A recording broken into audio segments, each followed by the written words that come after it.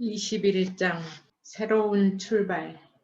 북경으로 온 회영은 자금성 북쪽 후구루원 근처에 방 6간짜리 큰 집을 얻었다. 며느리를 봤으므로 가족이 늘어난 데다 동지들이 오가며 묵을 방을 염두에 둔 것이었다. 고국에서는 왕을 제거한 일본이 기고만장한 데다 만세운동으로 충격을 받은 일본이 휘두르는 칼날을 피해 국내에서 독립운동을 하던 사람들도 상해로 북경으로 줄을 이었다. 국내에서 은숙이 아이들을 데리고 북경으로 들어오고 회영의 사돈 조정구도 보현사 은돈 생활을 청산하고 아들 조남승, 조남익과 동생 조안구 등 가족을 이끌고 북경으로 망명했다.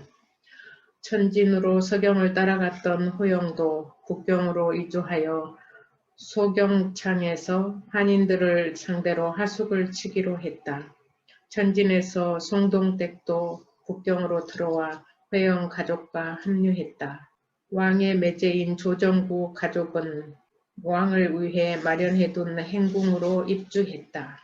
북경 귀족들의 거주 구역에 있는 행궁은 현대식 2층 건물로 넓은 집이었다. 적절한 시기에 처분하여 독립자금으로 사용하기로 했으므로 팔릴 때까지만 살기로 했다.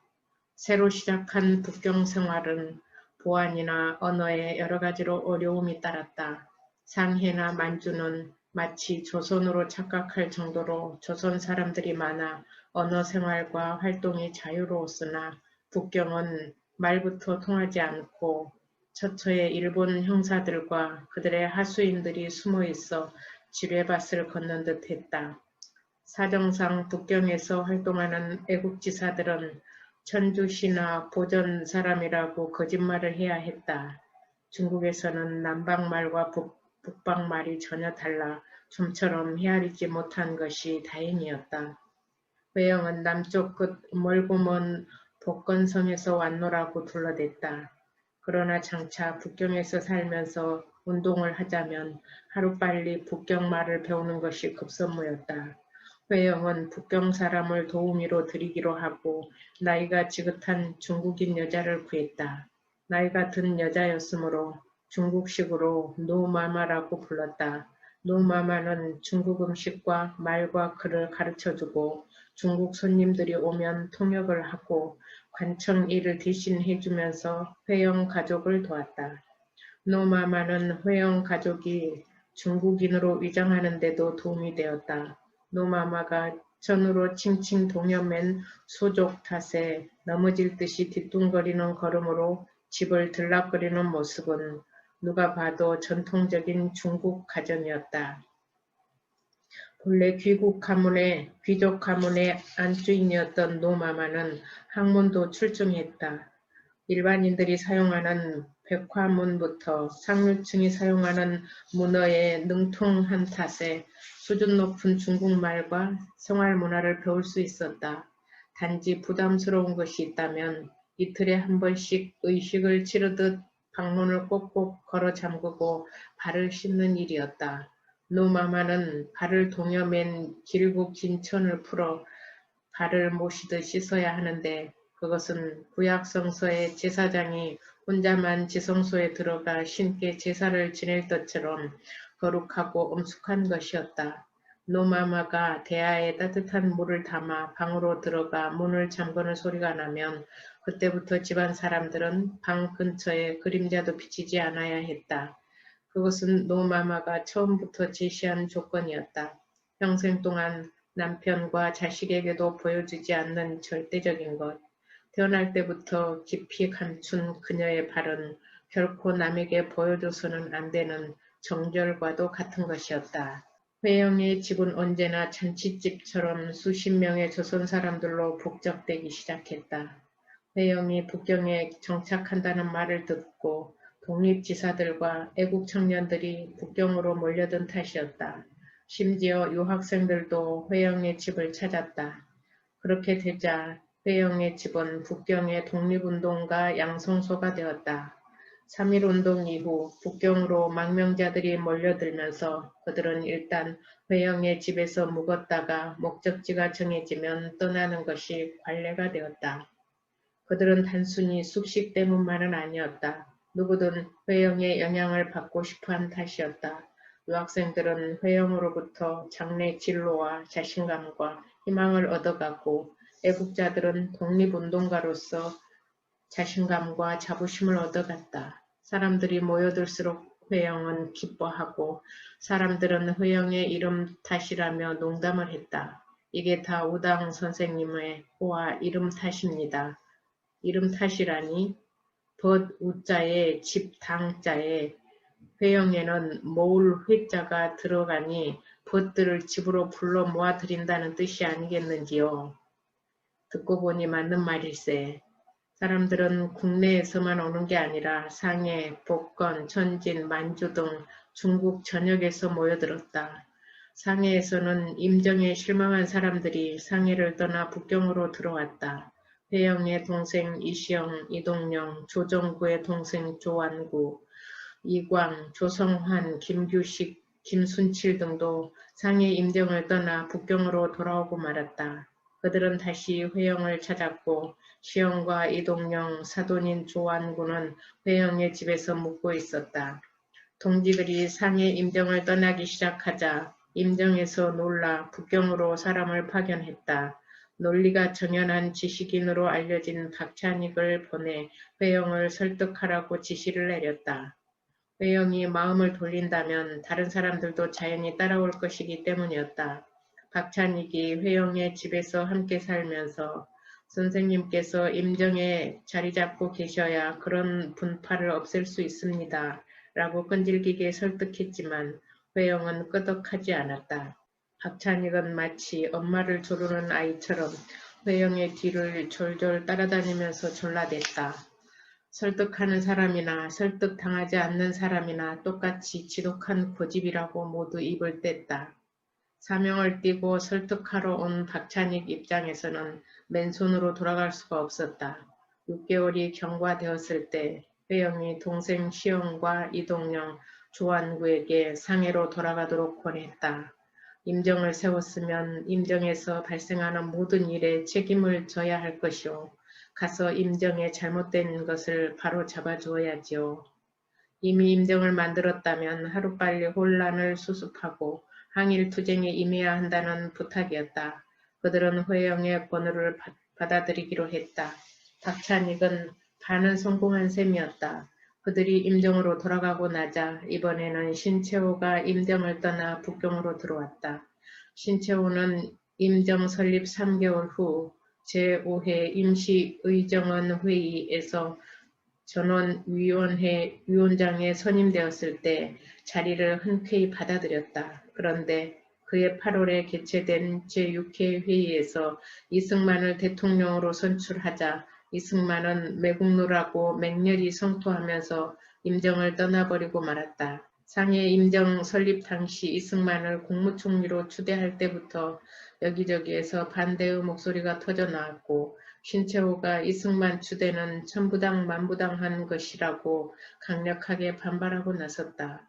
신채호는 이승만이 파리 강화 회의에 대한인국민회 중앙총회 대표로 참가했을 때 미국 윌슨 대통령에게 조선에 대한 위임 통치를 요청하는 공안을 보냈다는 것을 제시했다. 일본에 짓밟힌 나라를 다시 강대국의 위임 통치를 부탁한다는 것은 국민의 이름으로 용납할 수 없다는 것이었다. 문제는 그것에서 그치지 않았다.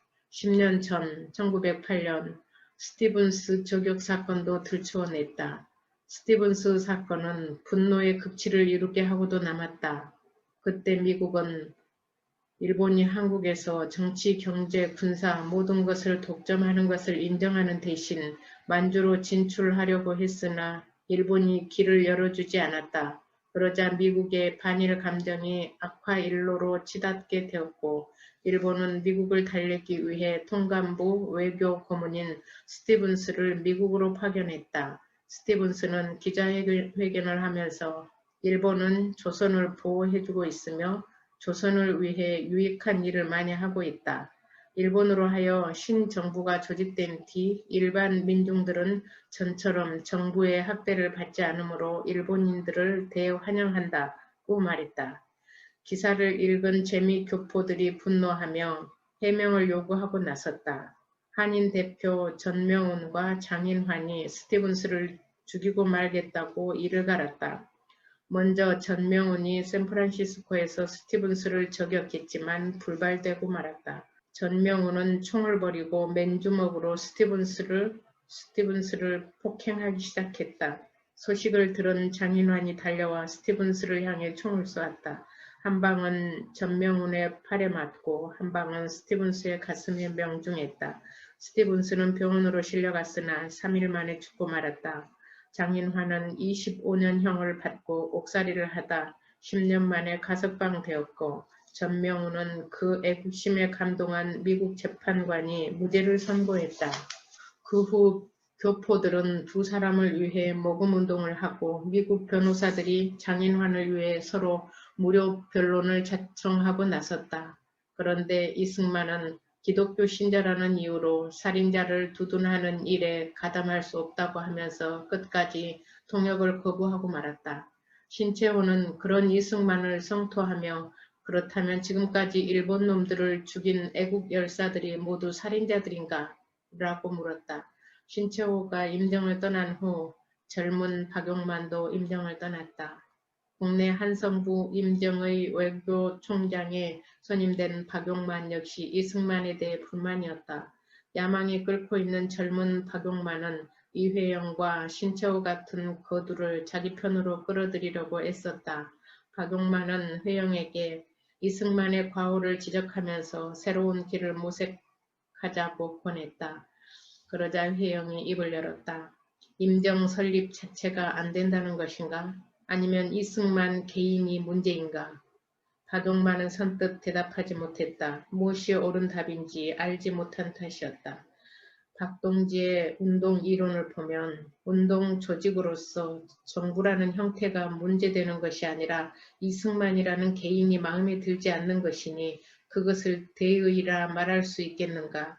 개인이 각자 자기 마음에 들지 않는다 하여 무엇을 배격하는 것은 이성적 판단이 아니니 그 또한 옳지 못한 것일세. 회영은 모두 자기에게 해로운지 이익이 되는지를 기준으로 일의 옳고 그름을 판단하고 비판하는 인간의 이기심을 한탄했다. 박용만은 손톱도 들어가지지 않은 회영을 포기하고 말았다. 그리고 1년 후 경신년 1920년 만주 국경지대에서는 독립군과 일본군 사이에 전투가 벌어지고 있었다.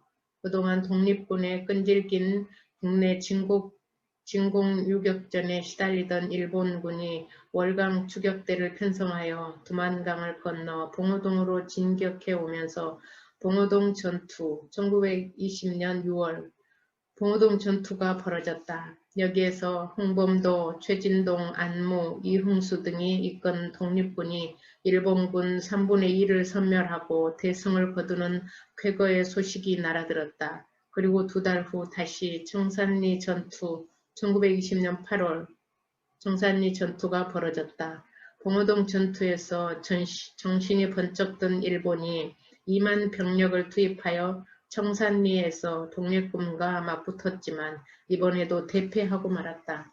일본군이 거의 전멸되고 독립군은 130여 명 전사자에 220여 명 부상자를 냈을 뿐이었다.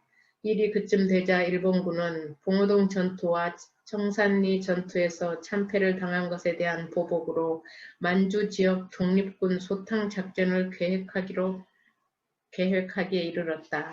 국내에서 조선 총독부 사이토 총독이 급히 일본으로 건너가 초대 총독 데라우치와 2대 총독 하세가와 등 전임자들을 만났다. 지금까지 만주를 너무 등한시한 결과요. 국내의 피라미드를 잡을 때가 아니라 무장단체를 길러내는 만주를 잡아야 하오. 데라우치는 마치 두 사람을 책망하듯 말했다. 데라우치는 자리에서 물러났지만 고문으로서 중요한 일에는 어김없이 나섰다. 데라우치 고모님 말씀은 매우 지당하십니다. 그러나 아무 명분도 없이 남의 나라에 대뜸 군대를 보낼 수는 없는 일이지요. 그렇습니다. 하세가와 고모님 말씀대로 무턱대고 남의 나라에 우리 군대를 보낼 수는 없는 일입니다. 바로 그거요. 명분. 그걸 만들어야지요. 우리가 조선을 갖기 위해 어떻게 했는지 잘 생각해 보시오. 명분이라.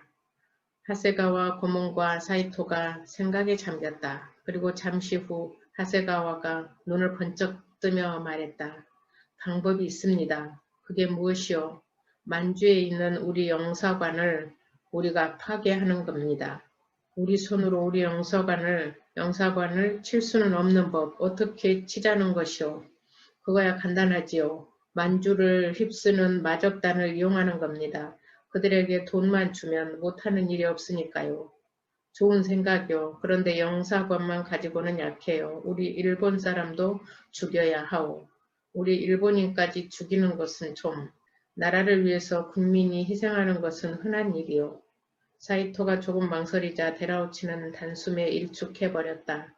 일본은 지체 없이 마적단을 매수하여 만주에 있는 자기네 영사관을 습격하게 하고 일본인들을 죽이게 한 다음 독립군의 만행이라고 뒤집어 씌워 일본 군대를 만주에 파견하는 명분을 만들어냈다.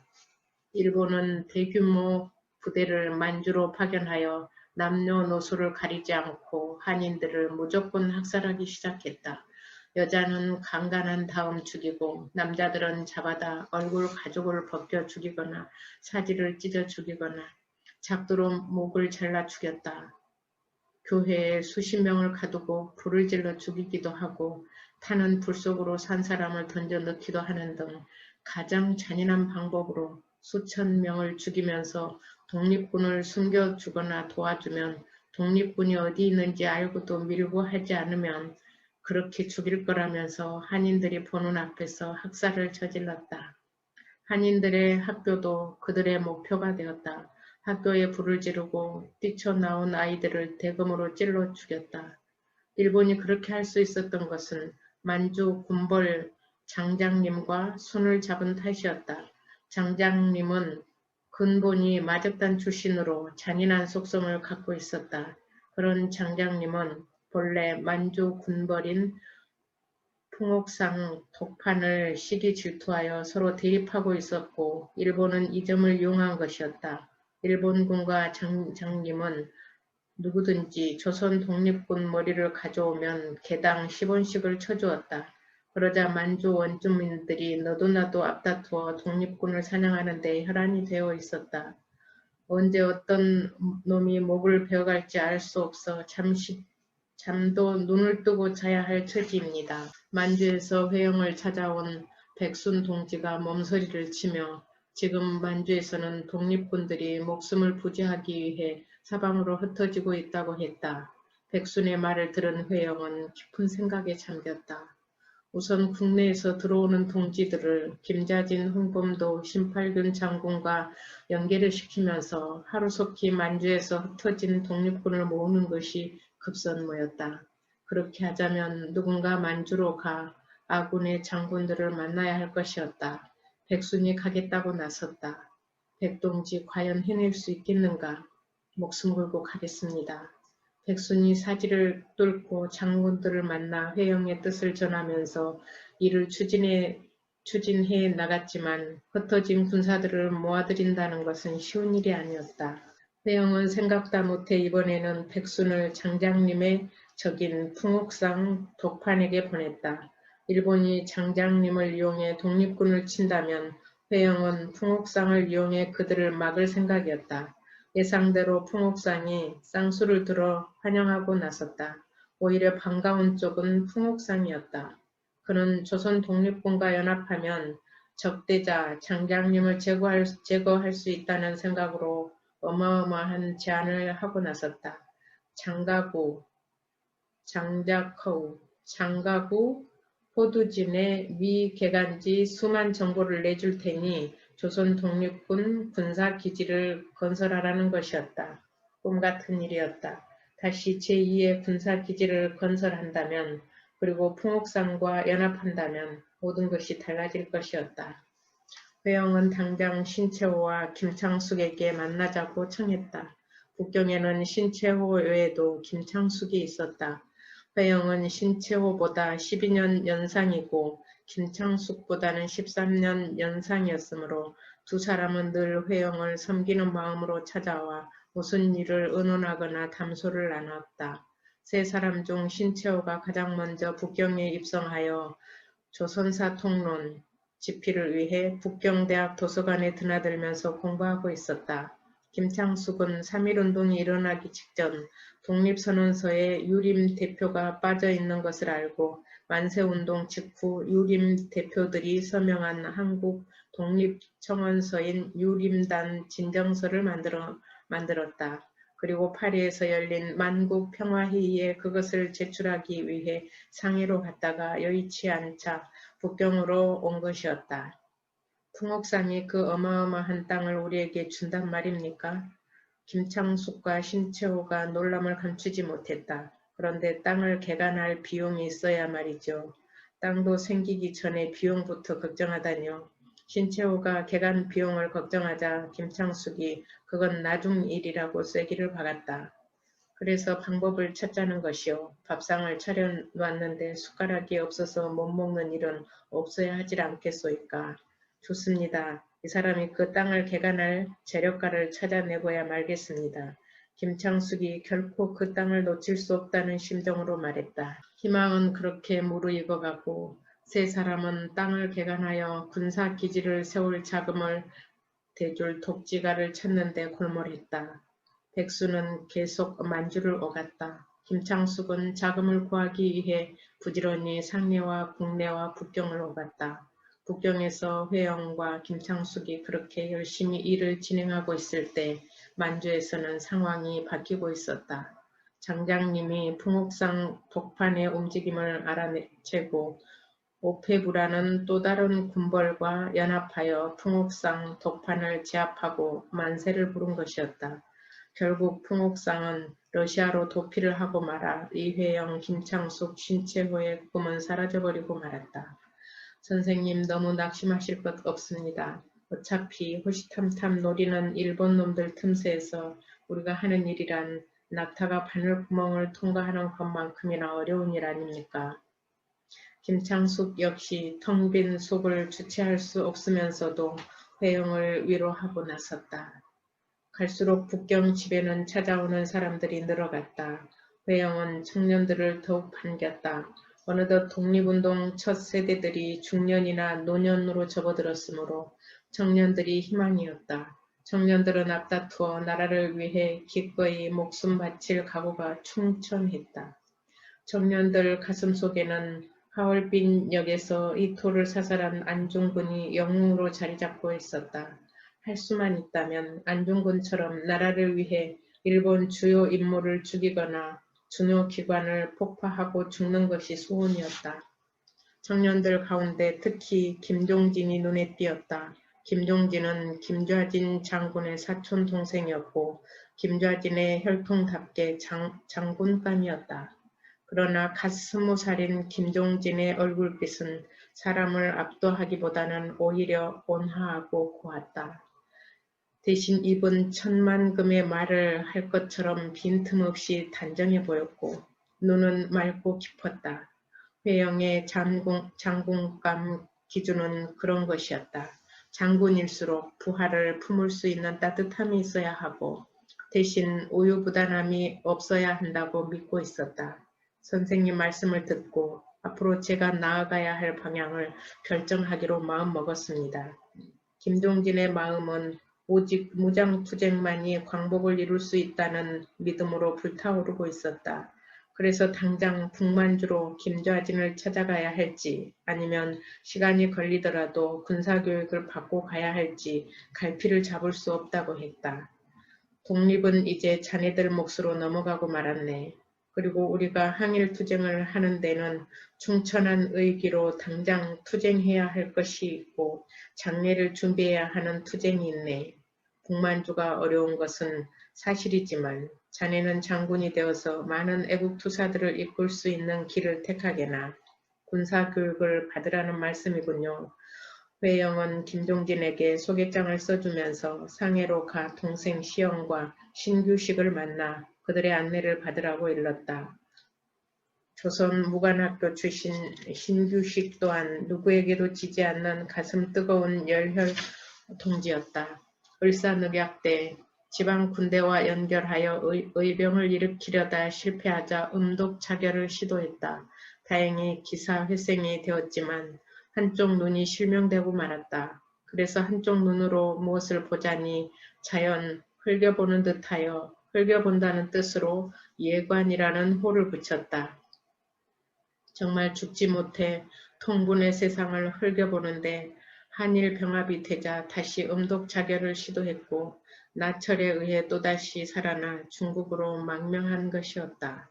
그때 중국에서는 손문을 지도자로 세운 신군이 신의 혁명을 일으켜 청을 타도하자 중국뿐만 아니라 조선 청년들에게 손문이 희망으로 떠오르고 있었고 신규식 역시 손문에게 이끌려 손문휘하 중국동맹회에 가입하게 되었다. 조선 청년으로는 유일하게 신의 혁명에 참가하게 된 신규식은 신의 혁명 후에는 손문이 창간한 민권보에 전 재산 2만 원을 쾌척하고 손문을 통해 조선 청년을 중국 각지에 이름난 군관학교에 보내 엘리트 군관으로 키우는 일을 하고 있었다. 북로 군정서 대장으로 청산리 전투에서 일본군을 대파한 이범석 장군도 신규식이 운남 군관학교에 보내 키워낸 인물이었다. 김종진이 소개장을 들고 상해로 떠나고 회영은 머지않아 장군이 되어 큰일을 해낼 것을 기대하며 그를 먼 길까지 전송했다. 그리고 다시 청년 시문이 찾아왔다. 19살 시문 역시 얼굴이 밝고 잘생기고 똑똑했다. 똑똑하고 잘생겼지만 김종진과는 성향이나 분위기가 달랐다. 김종진은 무관의 기질을 타고났다면 시문은 한눈에 봐도 지고지순한 감성주의자였다. 아니나 다를까 시문은 밤이면 울적한 심정을 시로 달래고 있었다. 눈은 쌓이고 쌓여 객창을 길로 덮고 몽고 바람 싱싱 불어 왈각달각 잠 못 드는데 북이 온다 종이 온다. 대륙의 도시 북경의 겨울밤에 화로의 메칠도 꺼지고 벽에는 성에가 줄어 창 위에도 얼음이 깔린 듯 거리에 땡그렁 소리 들리지 않으니 혹콩장수도 고만 얼어 죽었다. 입술을 꼭 깨물고 이 한 밤만 세우고 나면 집에서 돈표가 든 편지 나올까. 만두 한 조각 얻어먹고 긴긴 밤을 달달 떠는데 고루에 북이 온다. 땡땡 종이 온다. 그렇더라도 시문 역시 가슴에서 불타오르는 애국심을 어쩌지 못해 광복군이 되겠다고 포부를 밝혔다. 독립투사가 되는 것만이 나라를 위한 것은 아니다. 그리고 조선 청년 모두가 다 광복군이 될 수는 없다. 내가 보기에 심군은 외교에 대한 소질이 있어 보이니 어하게 정진하는 것이 좋을 듯 하구나. 누구에게나 독립운동을 해야 한다고 열변을 토한 회영이 시문에게는 전투적 투사가 되라고 권하지 않았다. 그의 기질과 재능을 충분히 짐작한 탓이었다. 저에게 외교가 소질이 있다니요?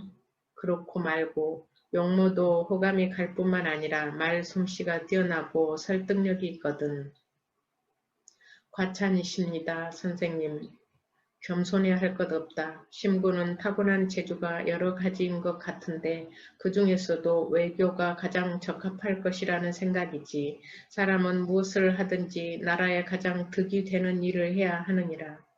회영이 시몬에게 외교를 강조한 것은 나라를 빼앗기면서 외교가 무엇인지를 뼈저리게 느낀 탓이었다.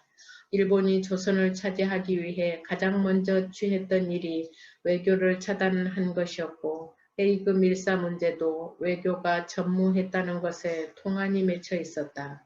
시몬은 오히려 선생님께서 외교관이 되셨더라면 참 좋았을 것이란 생각이 듭니다. 라고 말하고 싶었지만 어른을 향해 함부로 칭찬하는 말을 할 수가 없어 입을 열지 못했다. 시몬은 처음부터 회영의 따뜻함과 부드러움, 세련된 말씨에 흠뻑 빠져들었다. 서울의 중심 저동 명례방 명문가에서 잘 다듬어진 회영의 고상하고 품위 있는 말씨는 상대를 단숨에 끌어들였고 고마움을 느끼게 했다. 사람을 존중한 탓이었다.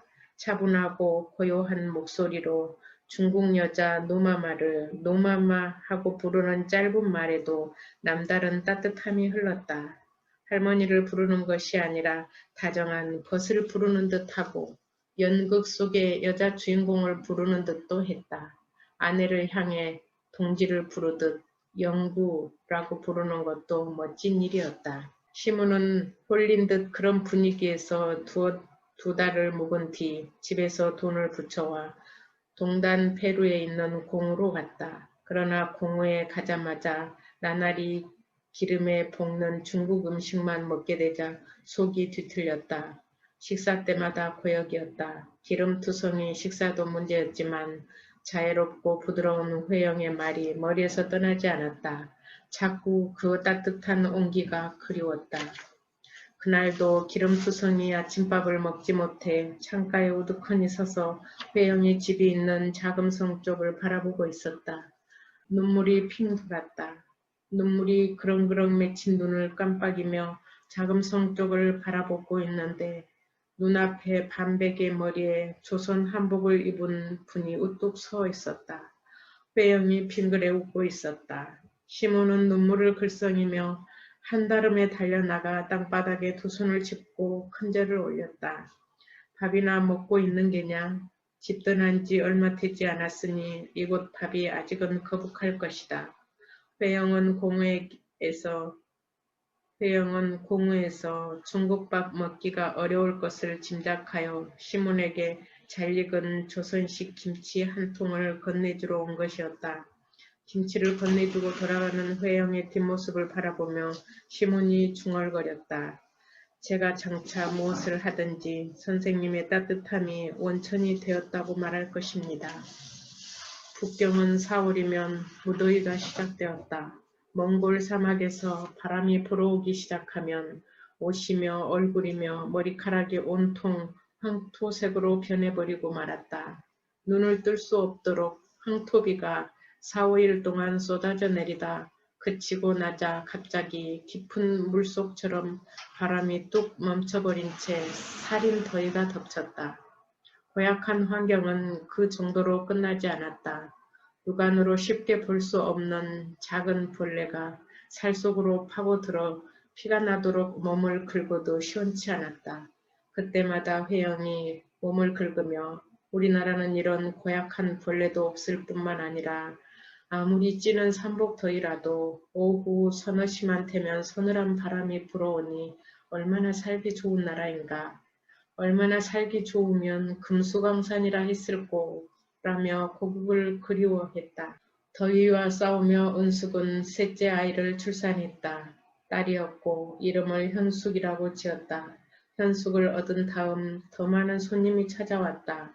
보통 하루에 3, 40명이 웅성거렸다.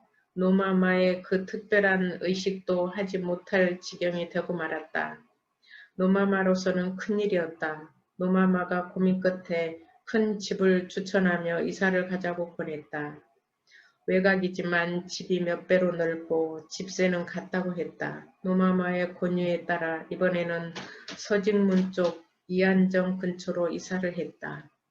노마마의 말대로 이안정 집은 후고루원 집보다 서너 배나 넓은 집이었다.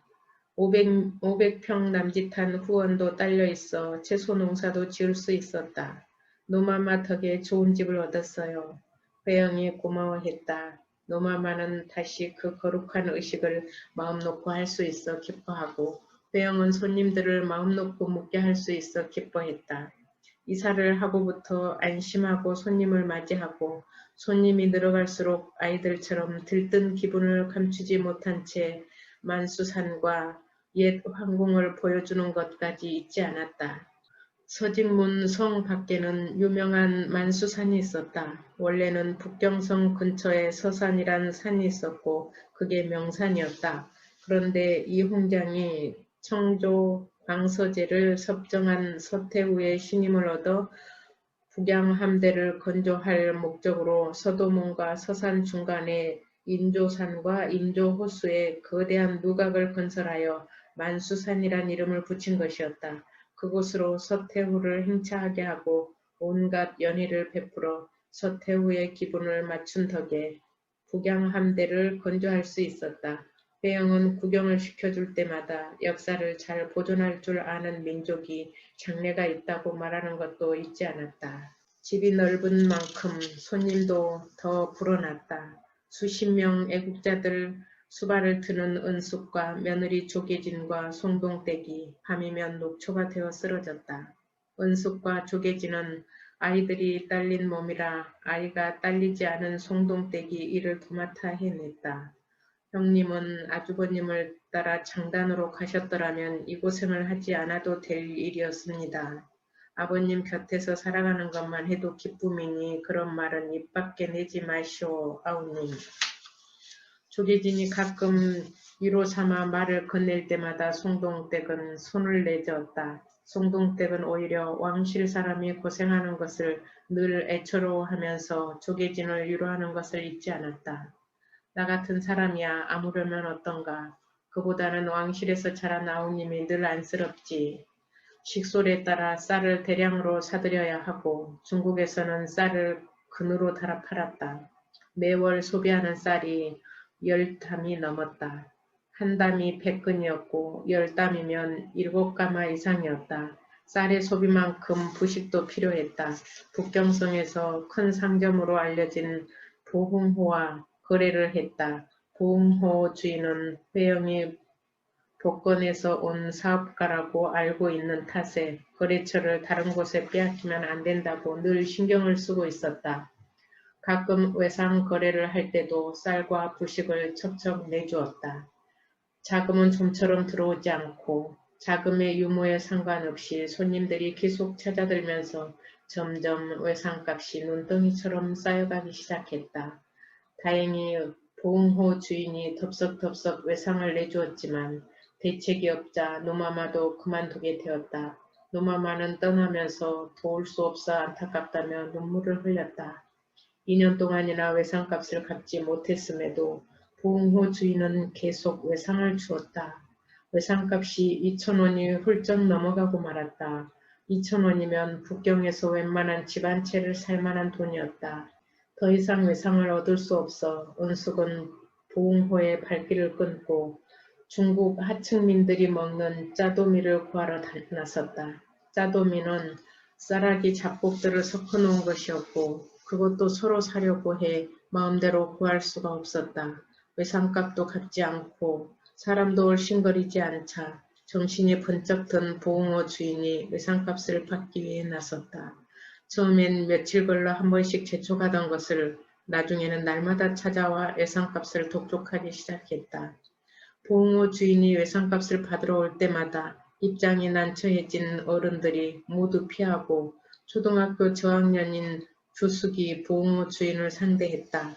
올 때마다 어른들은 보이지 않고 아이가 나와 어른들이 없다고 고개를 살레살레 젓자 보흥호 주인은 화가 끌어올라 주숙을 두들겨 패놓고 가기도 했다. 그런 일이 있고 며칠 뒤 보흥호 주인이 회영을 찾아와 무릎을 꿇고 앉아 용서를 비는 것이었다. 우리 중국도 일본으로 하여 고통받는 민족인데 항일운동을 하는 고명하신 선생님을 몰라보고 그만 몹쓸 죄를 지었습니다. 어린아이를 때리다니요. 회영은 놀라 말문이 열리지 않았다. 항일운동을 하는 조선인이라는 사실을 알아버린 것은 큰일이었다. 그렇게 보완을 했음에도 어떻게 비밀이 새어나갔는지 이해할 수가 없었다. 그러나 거금의 외상값을 갚지 못한 형편에 일단 미안하다는 말을 해야 할 것이었다. 면목이 없소이다. 지금까지 참아주셨으니 무슨 변통이 생길 때까지 조금만 더 참아주시기를 부탁하오. 그런데 한 가지 물어볼 게 있어. 내가 항일 운동자라는 걸 어떻게 아신게요? 노마마에게 들었습니다. 옛날부터 잘 아는 사람인데 노마마가 어르신을 무척 존경하는 분이라고 하면서 돕고 싶은데 도울 방법이 없다고 안타까워하더군요. 염려 마십시오. 제 목이 달아나는 한이 있더라도 어르신 신분은 발설하지 않겠습니다. 그랬군요. 노마마는 교양이 뛰어난 사람입니다.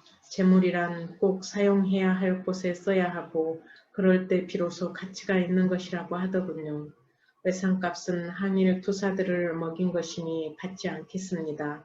일본은 조선과 중국의 공적이니까요. 대신 아이를 때린 행동을 부디 용서해 주시기 바랍니다. 봉호 주인은 용서를 비는 마음의 표시로 쌀 한 자루를 마당에 두고 집 밖으로 사라졌다.